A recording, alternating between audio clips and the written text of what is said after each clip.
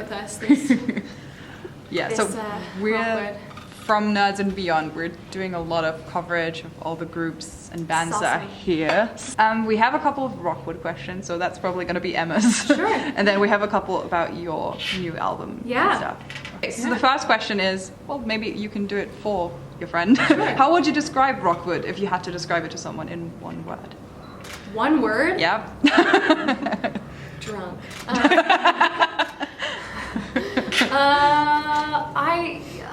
Family, camp, I don't know, it's one of those. It feels like, because everybody comes and camps out for a couple of days, I feel like everyone gets to know each other and we're all interacting in like so many different ways. So I'm glad to be back. Is this year 5? Yep. I think it is, yeah. For you, it's Tyler, how would you describe Rockwood in one word? so far. Don't know yet. Yeah. He doesn't know yet. What do you think makes it so special and so different from like performing in a club or in a venue or anything? Yeah, we spend so much more time together as different acts.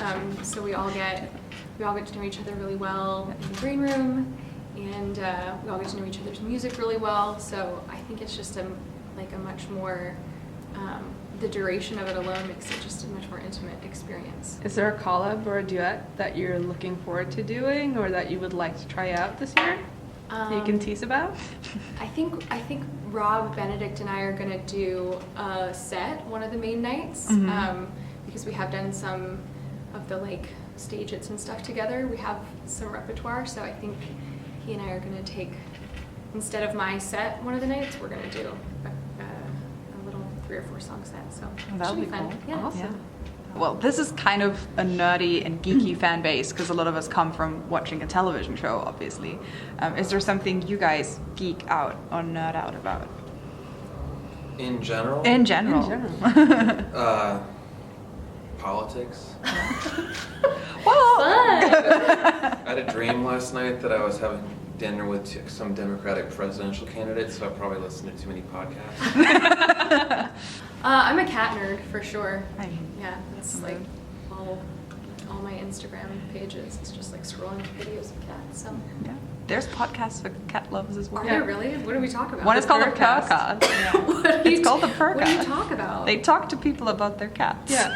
It's great. I think their tagline is basically, we talk to the owners because the cats can't talk for themselves. It's great. That's amazing. There's a podcast for So everything. I think they have one episode with like Macaulay Culkin, I think. Yeah. And like, they talk to a lot of different people. It's That's really awesome. cool. Yeah. You just released some new music. We haven't released it yet. But you're gonna to. It'll probably be in the spring, but we Yeah. have been working on an album since on an EP since March, I think, and we just finished it and brought it, printed up some copies to bring to the Rockwood folks exclusively. So So excited. So can you tell us a bit more about the project and what inspired it? It's my first solo foray in a long time. I haven't done anything like that since I was a kid, I don't think, but Tyler and I have been friends since college, and he lives in Nashville, Tennessee. Oh yeah. And I've just looked up to him for a really long time as a producer and an artist, and I thought he had done some artwork for me for the Monevo album last year. He had done the cover art. He's just a man of many hats, big and small, and so I thought it might be cool to collab with him and get his take on some things that I had written. So this one is a little more, I don't think because it took place in Nashville, because do you do a lot of country music? I write songs for country artists, and I write songs for that show in Nashville, but I don't listen to country music much. But this one took on, I think I had been listening to like a lot of Patsy Cline, and so this one sort of has like that flavor. I don't know, what would you say, like Americana? A little bit. I mean, I'd call it neo soul, but because it's in. I'll take it. Well, I think we wanted to do like something that was Americana or a little more Nashville sounding, but then the songs were a little more like Sade or something. Yeah. So it was like they went into more of like a soul kind of jazzy kind of world, but because I live in Nashville and do a lot of kind of music Yeah. and the musicians that we play with, it has somewhat of like a 70s country sheen to it too. So maybe if like Sade made a record in Nashville, that's what I'd Cool. say. Yeah, that's what I was gonna ask, because it's a very different music scene than from the one in New York or LA, probably. For sure. So what's the difference? Because you've worked in LA and New York, probably. So is it different for you working in that kind of environment? In And- Nashville? Or like just kind of people who work there, I guess, go differently about music and these kind I of feel like projects. the big upside to working in Nashville is it's a pretty close-knit community of like really amazing musicians, and Tyler's been working there for 13, Like 20 years now. 20 years. Yeah. My God, since he was 5. I'm not. So he has like a vast network of Yeah. people, friends that are just really amazing at what they do. So not that that doesn't exist in LA and New York, it's just, I would say it's a little more spread out, like it feels more concentrated, and I made a very wise decision by choosing to work with somebody that has really established themselves in that particular city. So Oh, thanks. Yeah. Apparently successful. pat on my own back. No, Nashville's actually not country like people think. A lot of the music is made there in that industry, and a lot of the world loves that genre. So yes, Keith Urban and artists like that make the records there, but also, Kings of Leon, the Black Keys, Yeah.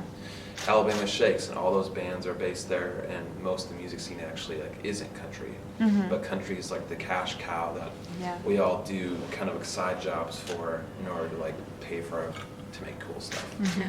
On the topic of different genres, is there a music genre that you haven't tried yet that you would like to try someday? Well, should we announce our rap duo? Gangster rap.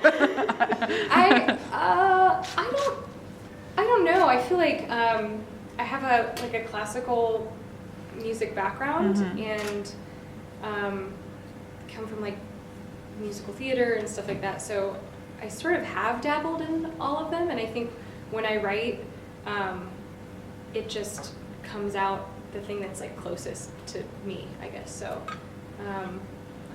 not at the moment. This has been a nice, it's come to fruition in a good way that I feel like is expressive of this, what I was writing at the time, so. Are there any artists or albums or songs that have inspired you lately, or that you thought, well, this is cool? Maybe something you've rediscovered or something you've newly discovered? Yeah, Ty, take this one. Oh yeah. Yeah. I like this artist named Vetiver. He's one of my favorite artists. He's great. Blake Mills makes really great music. Probably a lot of random people that no one's. Well, we like looking for inspiration All in right. these kind of things, so that's always I'm cool. trying to think of I like mostly chill stuff. Yeah. Milk Carton Kids is a great duo. I don't get to listen to a lot of music because I make music every day with people. Right. So like sometimes I wish I could have background music on while I'm making other music, but I can't. That would be Like when I'm confusing. editing some drums Yeah. and it's something mundane, I wish I could put music on in the background. But Yeah. Yeah. Oh, that's cool. I don't know. I love all the old classic 60s, 70s stuff like Paul Simon and Joni Mitchell and Yeah. the Beatles and that stuff. Like I'll always still put on Yeah. because it never gets old. Thank you guys so much. We look forward to hearing the stuff that you come up Awesome. with. Thank you So guys.